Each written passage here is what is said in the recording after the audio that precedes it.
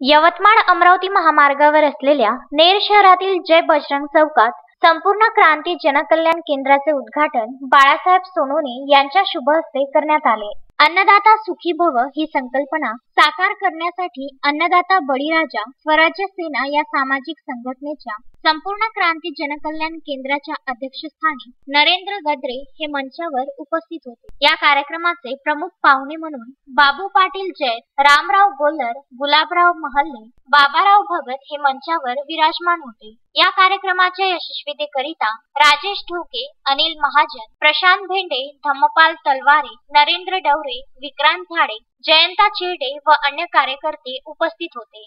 या कार्यक्रमाचे सूत्रसंचालन गणेश राऊत व शशांक चुबडे, प्रास्ताविक प्रवीण बनसोड, तर पाहुण्यांचे आभार उमेश इंगोले यांनी मानले। आभाराने कार्यक्रमाची सांगता झाली।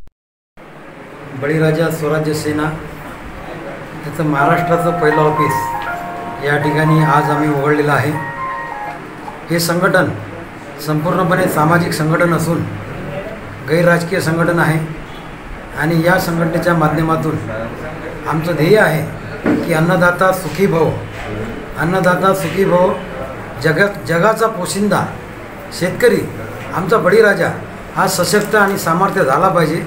यासाठी हे संघटन सतत काम करेल आणि शेतकऱ्यावर प्रेम करणारं नेतृत्व कशा पद्धतीने तयार होईल यासाठी आमचं संघटन काम करेल। तालुका पातळीवर, जिल्हा पातळीवर, विभाग पातळीवर पूर्णपणे संघटनेचे शिबिरं होतील आणि त्याच पद्धतीने आम्ही काम करूया।